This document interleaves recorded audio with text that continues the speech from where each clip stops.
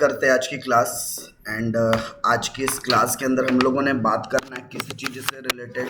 हम लोगों ने बात करना है आपका dispersion, measures of dispersion as per your syllabus. ठीक है, क्योंकि डिस्पर्शन अपने आप में एक बहुत बड़ा टॉपिक है, बट हम बात करेंगे पिन ओरिएंटेड यूर सिलेबस कि आपके सिलेबस में कितनी चीज़ें हैं। आपके सिलेबस प्रोस्पेक्टस से अगर हम लोग बात करें, आपके सिलेबस प्रोस्पेक्टस से हम लोगों को इस चैप्टर के अंदर, ठीक है, क्या क्या पढ़ना है। तो हमें क्वार्टाइल डेविएशंस के बारे में पढ़ना है, राइट। किसके बारे में पढ़ना है हम लोगों ने? सबसे पहले क्वार्टाइल डेविएशंस के बारे में पढ़ना है, देन उसके बाद स्टैंडर्ड डेविएशंस के बारे में पढ़ना है एंड कोएफिशिएंट ऑफ वेरिएशंस के बारे में पढ़ना है। तो हम लोगों को इस पर्टिकुलर यूनिट के अंदर तीन चीज़ें कवर करनी है: quartile deviation, standard deviation and coefficient of variation. और जो कोएफिशिएंट ऑफ वेरिएशन है हम स्टैंडर्ड डेविएशन के साथ कनेक्टेड करके पढ़ेंगे, राइट। वन बाय वन हम आगे बढ़ते हैं और पहले थोड़ा सा इसका थ्योरेटिकल बैकग्राउंड समझते हैं एंड देन फिर हम कहाँ चलेंगे, इसके न्यूमेरिकल एस्पेक्ट की तरफ चलेंगे, राइट। तो सबसे पहले हम हमारी रेगुलर नोट से क्या कर लेते हैं, इसके थ्योरेटिकल एस्पेक्ट को एक बार गो थ्रू कर लेते हैं एंड फिर देन सारे फॉर्मूले के साथ फिर हम इसके न्यूमेरिकल क्वेश्चंस एंड सॉल्यूशन की तरफ भी चलेंगे।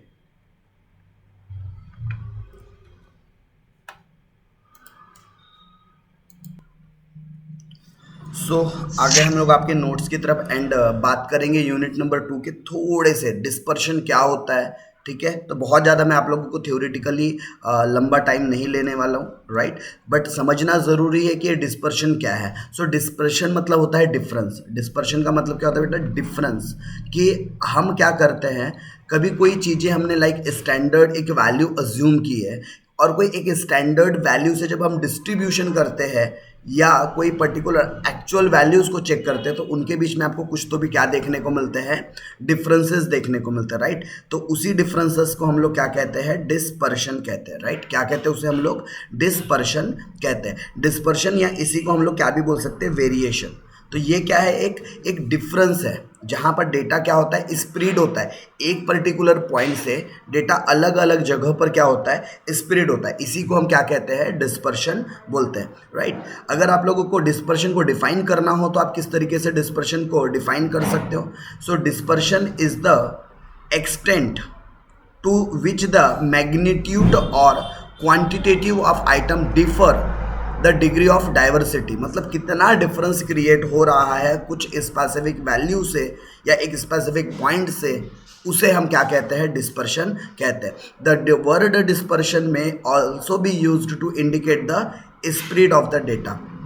डेटा स्प्रेड के लिए जनरली हम लोग डिस्पर्शन इसका इस्तेमाल करते हैं, राइट। अगर मैं मेजर्स की बात करूं कि डिस्पर्शन को हम कितने कैटेगरीज के अंदर बांटते हैं, तो एक होता है अलजेब्रिक, मतलब कि जहां पर हम लोग कैलकुलेशंस करेंगे और डिस्पर्शंस की वैल्यू निकालेंगे, ठीक है। दूसरा होता है ग्राफिकल मेजर्स, जहां पर हम लोग डायग्राम्स, ग्राफ्स के थ्रू क्या करते हैं? डिस्पर्शंस को मेजर करते हैं। तो हम लोगों को ग्राफिकल मेजर्स तो नहीं पढ़ने हैं, हम लोगों ने पढ़ने अलजेब्रिक कैलकुलेशंस पार्ट पढ़ने हमने, जहां पर हम अलजेब्रिक कैलकुलेशंस करके क्या करने वाले हैं? हमारा इस डेविएशंस या डिफरेंसेस पता करने वाले। तो इसके अंदर हम लोग दो तरीके के मेजर्स पढ़ेंगे, एक एब्सोल्यूट और दूसरा रिलेटिव। तो याद रखना, जितने भी कोएफिशिएंट कैलकुलेट करने पड़ते हैं ना, वो सब रिलेटिव मेजर्स होते हैं। और जैसे कि range, quartile deviation, standard deviation, mean deviation, ये सारे आपके कैसे मेजर्स है?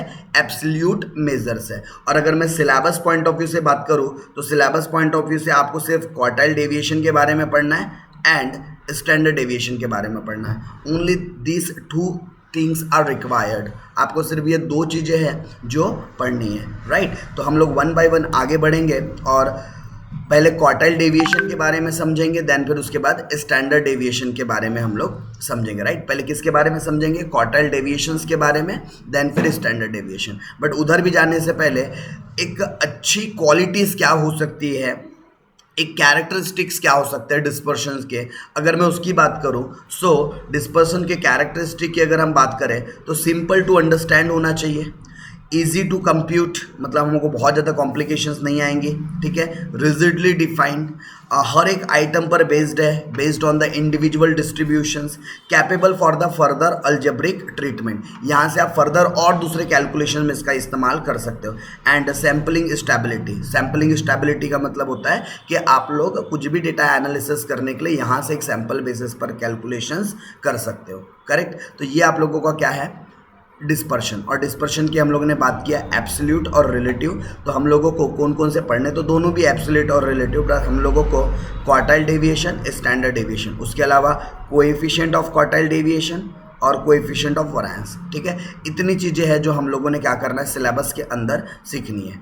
तो रेंज वैसे आपके सिलेबस में है नहीं, बट फिर भी एक बार आपको इंट्रोडक्शन दे दूँ। रेंज मतलब होता है just simple highest value minus lowest value, मतलब एक डिफरेंस निकालते हैं हम हमारी अपर लिमिट और लोअर लिमिट के बीच का, जहाँ पर हम लोग फ्रीक्वेंसीज को पूरी तरीके से क्या कर देते हैं, इग्नोर कर देते हैं। रेंज के कैलकुलेशंस में हम लोग फ्रीक्वेंसीज को क्या करते हैं, कंप्लीटली इग्नोर करते हैं, कंप्लीटली उसको मतलब स्किप ही कर देते हैं। हम लोगों को सिर्फ हाईएस्ट वैल्यूज़ और लोवेस्ट वैल्यूज़ देखना होता है, राइट। कैसी हाईएस्ट एंड लोवेस्ट वैल्यू हम लोगों ने देखना होता है। सो रेंज के ऊपर आप लोगों को क्वेश्चन नहीं आने वाला है, ठीक है, नागपुर यूनिवर्सिटी के एग्ज़ाम्स के अंदर। सो हम आगे बढ़ते हैं और बात करते हैं किसकी, क्वार्टाइल्स की। ठीक है, so this is your part of syllabus, और हम यहाँ से अब अपनी डिटेलिंग करना शुरू करते हैं, राइट। तो चलिएगा, आप लोग भी अपने अपने नोट्स बुक को निकाल लीजिए और मेरे साथ साथ पहले सारे फॉर्मूलेस को गो थ्रू कीजिए, एंड देन फॉर्मूलेस के बाद, ठीक है, हम लोग इसके न्यूमेरिकल क्वेश्चंस एंड आंसर्स की तरफ आगे बढ़ेंगे। चलिए, सो आप लोग अपने अपने कॉपी पर हेडिंग दे दीजिए। हम लोग शुरुआत कौन से टॉपिक से करने जा रहे हैं, हम लोग शुरुआत करने जा रहे हैं क्वार्टाइल डेविएशन। तो सारे लोग अपने कॉपी पर हेडिंग दे देंगे क्वार्टाइल डेविएशन, राइट। क्या हेडिंग दे दोगे आप लोग, क्वार्टाइल डेविएशन।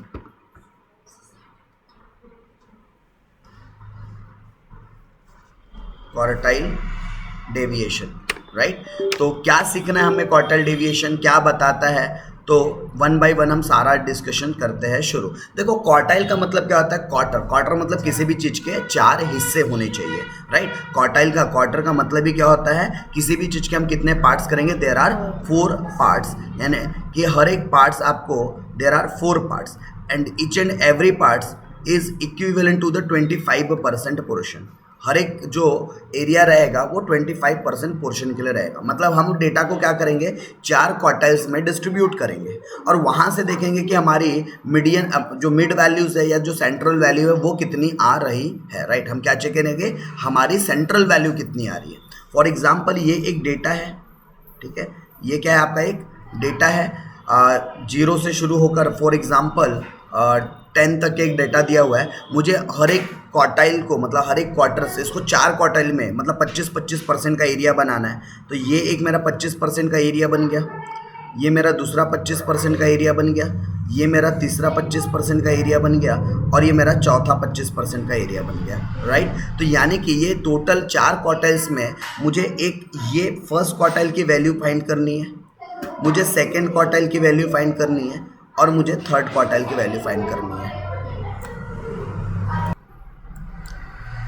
ओके, सो ये जो Q1 है आपका, इसे हम लोग क्या बोलते हैं, लोअर क्वार्टाइल, ठीक है। Q1 को कैसे डिनोट किया जाता है, लोअर क्वार्टाइल।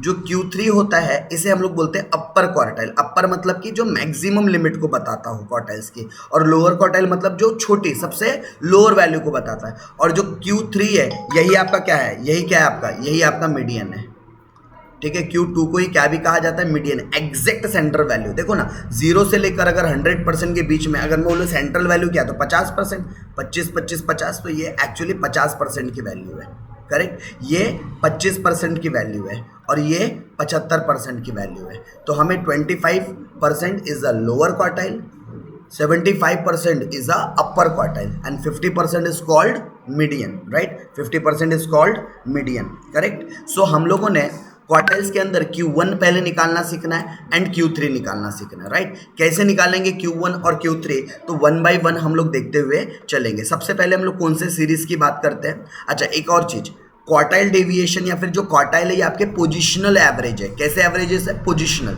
और पोजिशनल मतलब जो हम लोगों ने ऑलरेडी मीडियन में सीख कर आया हुआ है। तो आपको पूरा ये ना रिपीटेटिव लगेगा यार कि हम फिर से मीडियन ही पढ़ रहे हैं। क्या लगेगा आपको कि हम तो फिर से वही चीज़ कर रहे हैं, बस डिवाइड में 2 की जगह अब क्या हो जाएगा आपके साथ 4, राइट। अब डिवाइड में 2 की जगह क्या आ जाएगा आपके पास 4। तो आप लोगों के बस यही चेंज है, otherwise rest concepts are same. तो मैं बात करता हूँ 1 बाय 1 फॉर्मूलेस की, कि किस तरीके से हम लोग क्वार्टाइल कैलकुलेट करेंगे, राइट। तो सबसे पहले हम लोग बात कर रहे हैं अभी कौन से सीरीज़ के अंदर, इंडिविजुअल सीरीज़ के अंदर। अगर इंडिविजुअल सीरीज के अंदर अगर हमें क्वार्टाइल्स का कैलकुलेशन करना है तो हम किस तरीके से इंडिविजुअल सीरीज के अंदर क्वार्टाइल्स का कैलकुलेशन कर सकते हैं, राइट। चलिए, सो अगर हम बात करें लोअर क्वार्टाइल की, लोअर क्वार्टाइल को हम कैसे डिनोट करेंगे? Q1 से, ठीक है। लोअर क्वार्टाइल को हम डिनोट करेंगे Q1 से। तो Q1 के लिए फॉर्मूला क्या होना चाहिए? द साइज ऑफ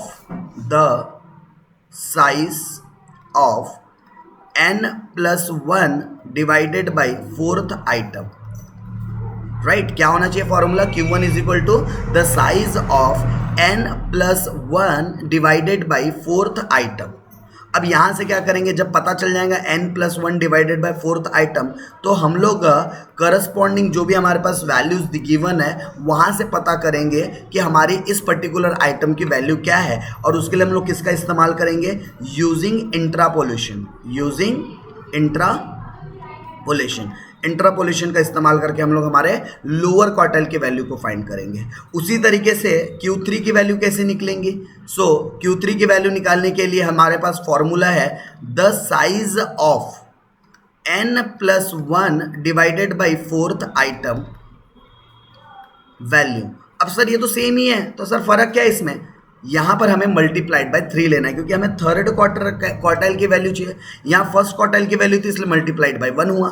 यहाँ थर्ड क्वार्टाइल की वैल्यू चाहिए, इसलिए मल्टीप्लाइड बाय क्या कर देंगे? 3। तो आपका थर्ड क्वार्टाइल मतलब कि अपर क्वार्टाइल के फॉर्मूले की मतलब फॉर्मूला क्या है आपका, या उसको किस तरीके से डिराइव्ड करोगे? The size of 3 into n+1 divided by fourth items value, right. और यहाँ से भी आप Q3 की वैल्यू कैसे निकालोगे? यूजिंग इंट्रापोलेशन। हम इंट्रापोलेशन का इस्तेमाल करके क्या निकाल सकते हैं? अपना अपर क्वार्टाइल भी निकाल सकते हैं, करेक्ट। तो आप लोगों के लिए बहुत बेहद ज़रूरी है क्या? क्वार्टाइल 1 एंड क्वार्टाइल को 3 को, lower quartile and upper quartile को निकालना आपके लिए बेहद ज़रूरी है, करेक्ट। चलो, तो अब अगर आप लोगों ने Q1 और Q3 अगर सपोज निकाल दिया, तो इसके बाद और क्या क्या चीज़ें है जो इस पर्टिकुलर चैप्टर के अंदर निकालना पड़ेगा। और जो अभी फॉर्मूले बताऊंगा ना, ये हर एक सीरीज में कॉमन है। मतलब जो अब मैं फॉर्मूले आपके साथ डिस्कस करने जा रहा हूँ, ये सारे फॉर्मूले चाहे इंडिविजुअल सीरीज हो, चाहे डिस्क्रीट सीरीज हो, चाहे कंटिन्यूस सीरीज हो, कोई भी सीरीज आ जाए, ये फॉर्मूले नहीं बदलेंगे। कौन से? अगर आपको पूछता है क्वेश्चन के अंदर कि इंटर क्वार्टाइल रेंज निकालो, ठीक है, फुल फॉर्म क्या है इसका? I stand for inter, Q stand for quartile and R stand for range. तो देखो सिंपल सी बात है, हमको रेंज निकालना है। रेंज किसका? क्वार्टाइल का। और रेंज का मतलब ही क्या होता है? Higher value minus lower value. तो हम लोगों को अपर क्वार्टाइल माइनस लोअर क्वार्टाइल, ये आपका किस चीज का फॉर्मूला हो गया? आपका रेंज का, इंटर क्वार्टाइल रेंज का, कि रेंज का आपस में मतलब जो क्वार्टाइल है उनका आपस में कितना मतलब एक डिफरेंस क्रिएट हो रहा है हाइयर और लोअर के बीच में, उसी को हम क्या बोलते हैं? Inter quartile. क्वार्टर का आपस में कितना रेंज है, कितना डिफरेंस है। उसके अलावा हम लोग जो दूसरी चीज सीखेंगे वह है आप लोगों का क्वार्टाइल डेविएशन, जिसको शॉर्ट में QD से डिनोट करेंगे। फुल फॉर्म क्या है इसका? Quartile deviation, right. Full form क्या है इसका? Quartile deviation. So quartile deviation हम लोग किस तरीके से कैलकुलेट करेंगे? अपर क्वार्टाइल से लोअर क्वार्टाइल को माइनस करेंगे, लेकिन इसको डिवाइड करना है हम लोगों ने, तो इसका एवरेज ले लेंगे, मतलब कि डिवाइडेड बाय 2। तो ये हमारा किस चीज़ का फॉर्मूला बन गया? क्वार्टाइल डेविएशन का। फिर उसके बाद तीसरी और आखिरी चीज़ जो हमें निकालनी सीखनी है वो है CQD, जिसका फुल फॉर्म होता है coefficient of quartile deviation, coefficient of quartile deviation, right, coefficient of quartile deviation.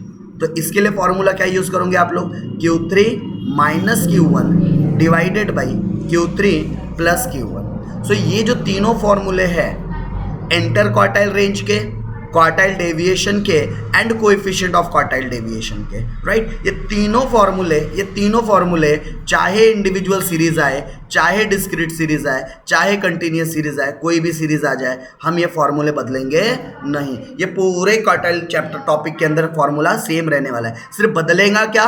तो Q1 निकालना एंड Q3 निकालना, राइट। Q1 और Q3 निकालना बस चेंज होगा, otherwise rest thing are same. बाकी कहीं पर कोई भी चेंजेस होने वाले नहीं है। चलिए तो बढ़े आगे, तो एक प्रॉब्लम करके देखते हैं हम लोग किसका? इंडिविजुअल सीरीज का। इंट्रापोलेशन इंपॉर्टेंट है यहाँ पर, ठीक है। सो मेरे साथ साथ आप लोग भी क्या कीजिएगा, एग्जाम्पल लिखते चलिए।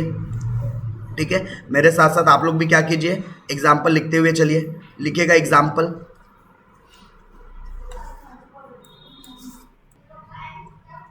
सो यहाँ पर मैं आप लोगों को कुछ स्टूडेंट्स के मार्क्स दे रहा हूँ। फॉलोइंग क्वेश्चन है, following information related to, following information related to marks of students. आपको कुछ डाटा दिया गया है जहां पर स्टूडेंट्स के क्या दिए गए हैं, मार्क्स दिए गए हैं, राइट। क्या दिए गए स्टूडेंट्स के, आप लोगों को कुछ मार्क्स दिए गए हैं, तो हम लोगों को क्या करना है, उन मार्क्स से कैलकुलेट करना है। क्या कैलकुलेट करना आगे बताऊंगा, पहले मार्क्स लिख लो। सो मार्क्स कितने मिल रहे हैं, सो किसी स्टूडेंट को मिले हैं 58 मार्क्स, किसी को मिले हैं आउट ऑफ 100 85 मार्क्स, किसी को 75 मार्क्स, किसी को 95 मार्क्स, किसी को 98 मार्क्स, किसी को 89 मार्क्स, किसी को 75 मार्क्स, किसी को 22 मार्क्स। ठीक है, कितने लोग हो गए, 1 2 3 4 5 6 7 8, किसी को 38 मार्क्स तो किसी को 45 मार्क्स। ठीक है, तो ये क्या निकल गया, आप लोगों के 10 स्टूडेंट के मार्क्स आ गए, एक डाटा आ गया आपके पास, राइट। क्या आ गया आपके पास, एक डाटा आ गया।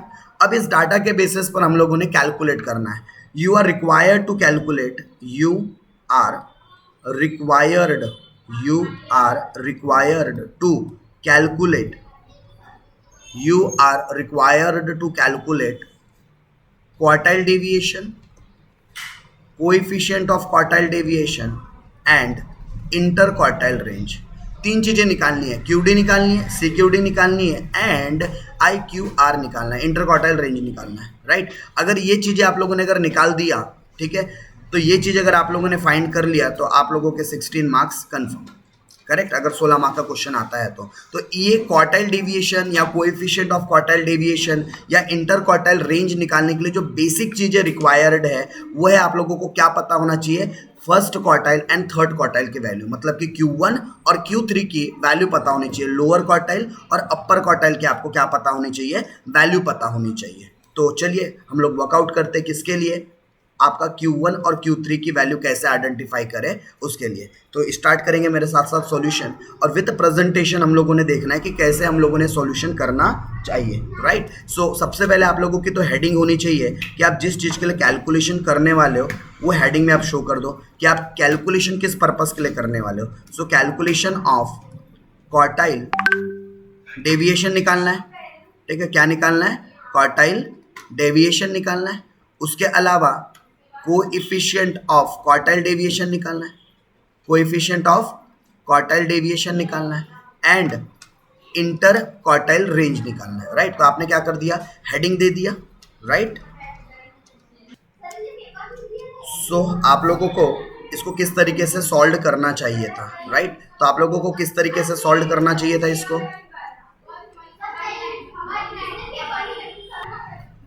मार्क्स आप लोगों को गिवन है क्वेश्चंस के अंदर, कितने मार्क्स गिवन है, तो 58, फिर उसके बाद 85, 75, 95, 98, 89, उसके बाद 75, 75 के बाद 22, 38, 38 जगन ये तो भी यहीं पे लिख रहा हूँ 38 एंड 45।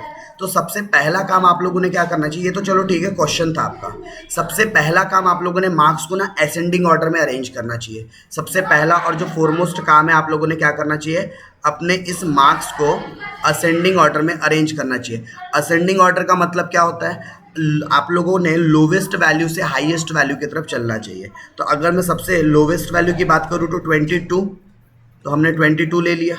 22 के बाद अगला है आपके पास 38, तो नेक्स्ट नंबर आपके पास आ गया 38। फिर उसके बाद आप लोगों के पास 38 के बाद नेक्स्ट जो लोवेस्ट नंबर हाईएस्ट दिख रहा है वो है 45। फिर इसके बाद जो नेक्स्ट हाईएस्ट आपको दिख रहा है 45 के बाद इमीडिएटली आना चाहिए 58, ठीक है, 58। फिर 58 के बाद आना चाहिए आप लोगों का 75, एक नज़र आ रहा है वो भी 2 बार है। 75 कितने बार है, 2 टाइम्स है आपका, 75 75। फिर 75 के बाद आप लोगों के पास 85 है, राइट, 85। फिर उसके बाद 89, फिर उसके बाद क्या आपके पास 89, और फिर 89 के बाद आप लोगों के पास एक 95 मार्क्स, और उसके बाद 98 मार्क्स। करेक्ट। ये आप लोगों ने क्या कर लिया, असेंडिंग ऑर्डर में अरेंज कर लिया। और अब असेंडिंग ऑर्डर में अरेंज करने के बाद अब आप लोगों को सिंपल क्या करना है, फर्स्ट क्वार्टाइल और थर्ड क्वार्टाइल के लिए फॉर्मूला यूज कर लेना है। तो अप्लाई द फॉर्मूला। मैं पहले क्वार्टाइल फर्स्ट की बात करता हूं। तो the size of n+1 divided by fourth item value. तो आप लोगों को क्या करना है, यहाँ पर क्वार्टाइल 1 की वैल्यू कैसे निकालना है। सो उसके लिए आपको पता होना चाहिए n मतलब होता है टोटल नंबर ऑफ ऑब्जर्वेशन या टोटल नंबर ऑफ आइटम्स। तो अगर काउंट करेंगे तो यहाँ पर n इज इक्वल टू कितना आता है 10, मतलब ये 10 स्टूडेंट का डाटा है, राइट। तो 10+1 आइटम वैल्यू, यानी कि हमें क्या करना है, फर्स्ट क्वार्टाइल की जो वैल्यू निकालना है, the size of 10 + 1 11 divided by 4, ठीक है। तो 11 डिवाइडेड बाय अगर आप फोर्थ करते हो तो इसका वैल्यू आता है आपका the size of 2.75 fifth item, ठीक है। यानी कि आपको आपके सीरीज से 2.75 आइटम की वैल्यू देखना है। कौन सा आइटम की, 2.75 आइटम की वैल्यू देखना है। सर अब ये कैसे चेक करेंगे, तो देखो आपके पास फर्स्ट आइटम की वैल्यू दी है, सेकेंड आइटम दिया है, थर्ड आइटम दिया है, फोर्थ आइटम दिया है, फिफ्थ आइटम की वैल्यू दी है, सिक्स्थ की दी है, सेवन्थ की दी है, एट्थ की दी है, नाइन्थ की दी है, 10th की दी है। आपके पास 10 आइटम की वैल्यू दी है, लेकिन हमें 2.75 की वैल्यू चाहिए, जो कि किसके बीच में आता होगा, पक्की बात है 2.75 जो आइटम है वो थर्ड और फोर्थ आइटम के बीच में कहीं तो भी आता है। तो इसीलिए हम लोगों ने क्या करना है, इंट्रापोलेशन कॉन्सेप्ट का इस्तेमाल करना है, राइट। किसका, इंट्रापोलेशन। और ये इंट्रापोलेशन कैसे लगेगा, थोड़ा ध्यान से समझना है। दो सेकेंड आइटम की वैल्यू कंफर्म है तो आएंगी ही आएंगी, करेक्ट। और जो सेकेंड और थर्ड के बीच में जो भी डिफरेंस है, सेकेंड और ये जो थर्ड आइटम के बीच में जो भी डिफरेंस है, इसका 0.75 लेना है। तो मुझे क्या पता चल जाएगा, 2.75 आइटम की वैल्यू कितनी है वो पता चल जाएगा। तो कैसे निकालते हैं ये, तो ये निकालते हैं सेकेंड आइटम की वैल्यू।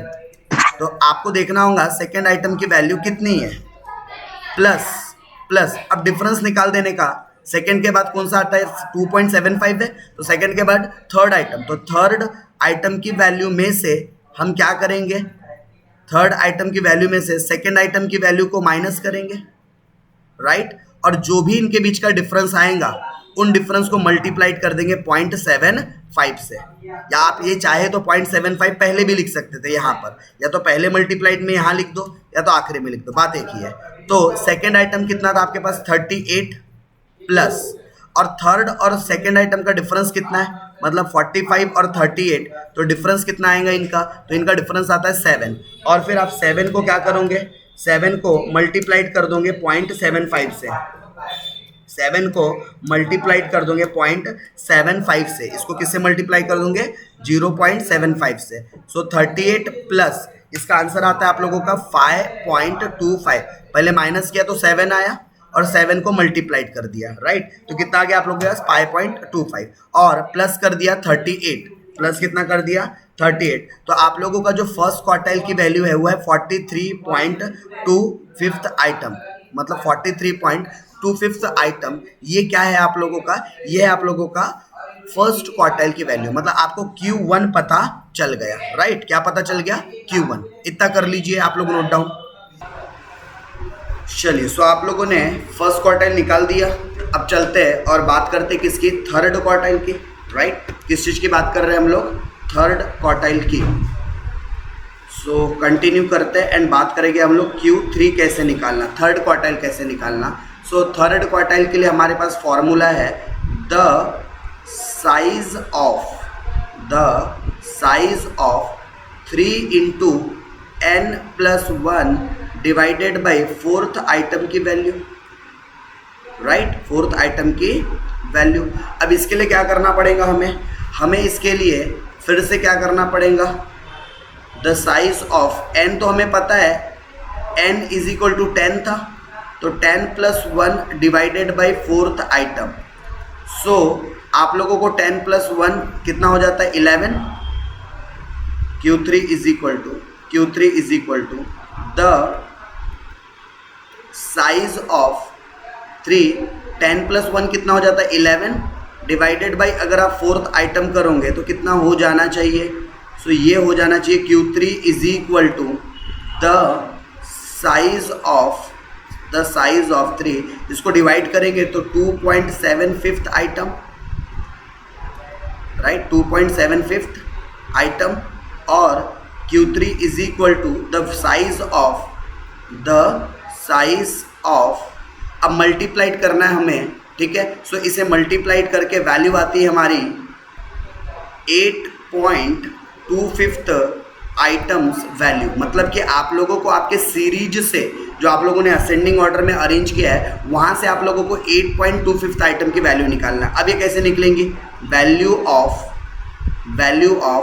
8.25 आइटम, 8.25 आइटम की जो वैल्यू है ये वैल्यू कैसे कैलकुलेट होंगी, तो देखो 8वां आइटम तो पूरा लगेगा ही लगेगा, 8th आइटम की वैल्यू देखना आपने, राइट, काय की वैल्यू देखना है, 8th आइटम की वैल्यू देखना है, प्लस अब हमें 0.25 आइटम की वैल्यू भी चाहिए, तो 0.25, लेकिन 0.25 किसका, तो 9th आइटम और 8th आइटम के बीच का difference, 9th item and 8th item के बीच का डिफरेंस, तो हमने दोनों के बीच का क्या करना है, डिफरेंस लेना है। तो चलिए, तो इसके पहले हमें ये पता होना चाहिए कि 8th आइटम की वैल्यू क्या है, 9th आइटम की वैल्यू क्या है, और ये कहाँ से पता चलेगा, आप लोगों को, तो ये आप लोगों को पता चलेगा जो आप लोगों ने असेंडिंग ऑर्डर में क्या करके रखा है, अरेंज करके रखा है, वहाँ से आप लोगों को पता चलेगा, राइट। तो देखिए 8th आइटम की वैल्यू क्या है और 9th की क्या है, तो 8th आइटम की वैल्यू 89 है एंड 9th आइटम की वैल्यू 95 है, राइट, 89 है एंड देन 95 है। तो आ जाते हैं यहाँ पर और वैल्यूज़ को पुट डाउन कर देते हैं, राइट, रख देते हैं यहाँ पर वैल्यूज़ को। तो 8th आइटम की जो वैल्यू है वो थी 89 प्लस 0.25 आइटम की वैल्यू चाहिए, लेकिन ये 0.25 किसके बीच का होना चाहिए, 9th आइटम और 8th आइटम के बीच का डिफरेंस होना चाहिए, यानी कि 95 माइनस 89।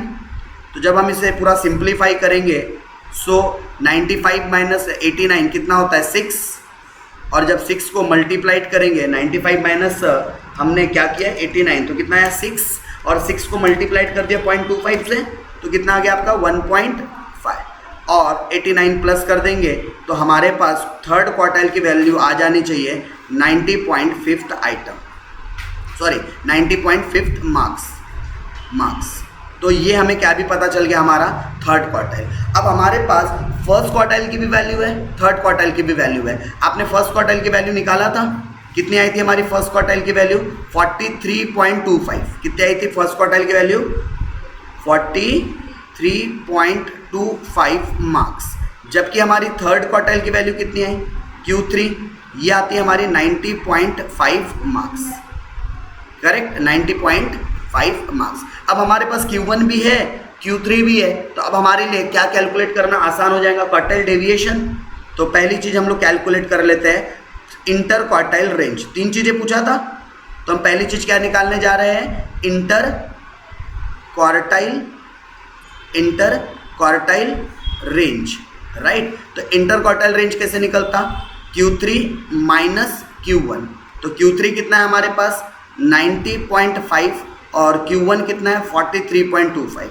तो अगर मैं 90.5 में से माइनस कर दूँ 43.25, तो मुझे दोनों के बीच का जो डिफरेंस है, मतलब कि इंटर क्वार्टाइल रेंज कितना मिल जाएगा 47.25 मार्क्स। ये क्या पता चल गया मुझे, ये पता चल गया हमारा इंटर क्वार्टाइल रेंज, राइट। अब इंटर क्वार्टाइल रेंज के बाद अब दूसरी चीज़ अब हमारे पास है क्वार्टाइल डेविएशन। अगली चीज़ क्या कैलकुलेट करनी है हमने, क्वार्टाइल डेविएशन, राइट। क्या कैलकुलेट करनी है हमने, quartile deviation. So quartile deviation कैसे निकलेगा, Q3 minus Q1 divided by 2, और Q3 आपके पास ऑलरेडी है 90.5 माइनस 43.25 डिवाइडेड बाय 2। सो इनको माइनस करेंगे तो कितना आ जाएगा 47.2 डिवाइडेड बाई 2, ठीक है। तो 47.25 divided by 2, so answer become 23.63 marks. ये क्या आ गया, ये क्या आ गया? सो ये आ गया आप लोगों का क्वार्टाइल डेविएशन का आंसर। और लास्ट आप लोगों को कोएफिशिएंट ऑफ क्वार्टाइल डेविएशन निकालना है। तीसरी और आखिरी चीज क्या निकालना है? Coefficient of quartile deviation, coefficient of quartile deviation. So coefficient of quartile deviation कैसे निकलेगा? Q3 minus Q1 divided by Q3 plus Q1। सो हमें Q3 की वैल्यू पता थी 90.5 माइनस 43.25, यही सेम चीज़ प्लस करना है 90.5 प्लस 43.25। तो माइनस करके तो वैल्यू पता है कितना आया था हमारा 47.25, लेकिन ऐड करने के बाद कितना आना चाहिए? तो ये आना चाहिए, हो गया 0.75, ये हो गया 3 और 9 4 13, 190.5 प्लस 43.25 करोगे तो 133.75। अब कर दो इसको डिवाइड, 47.25 डिवाइडेड बाय 133.75, तो कितना आता है ये? 0.35। This is your coefficient of quartile deviation, जिसे हम क्या कहेंगे? CQD। और इसे आप लोग ने मार्क्स में डिनोट नहीं करना है, इसे ऐसे ही रहने देना है 0 पॉइंट, क्योंकि जो कोएफिशिएंट्स की वैल्यू होती है वो -1 से लेकर +1 के बीच में जनरली वेरी करती है, राइट? तो आप लोगों ने इसको इसी तरीके से रहने देना है, इसके में मार्क्स या कुछ और एडिशनल आपको यूनिट्स नहीं लिखने हैं। सो यहाँ पर आप लोगों को इंडिविजुअल सीरीज में किस तरीके से क्वार्टाइल डेविएशन निकालना है, इंटर क्वार्टाइल रेंज निकालना है, या फिर कोएफिशिएंट ऑफ क्वार्टाइल डेविएशन निकालना है, वो चीज़ हम लोगों ने कवर किया, राइट? तो इस क्लास के अंदर हम लोगों ने किस चीज़ की बात की है? इंडिविजुअल सीरीज की। इंडिविजुअल सीरीज के अंदर आप किस तरीके से कैलकुलेट करते हो, ठीक है? नेक्स्ट क्लास के अंदर हम लोग बात करेंगे quartile deviations, inter quartile range and coefficient of quartile discrete series में, एंड देन फिर उसके बाद नेक्स्ट क्लास में बात करेंगे हम लोग कंटिन्यूअस सीरीज के अंदर। सो इस क्लास को यहीं पर करते हैं हम लोग एंड नेक्स्ट क्लास के अंदर हम लोग बात करेंगे किससे रिलेटेड? आपके डिस्क्रीट सीरीज से रिलेटेड। चलिए तो मिलते हैं नेक्स्ट क्लास में, तब तक के लिए टाटा बाय बाय।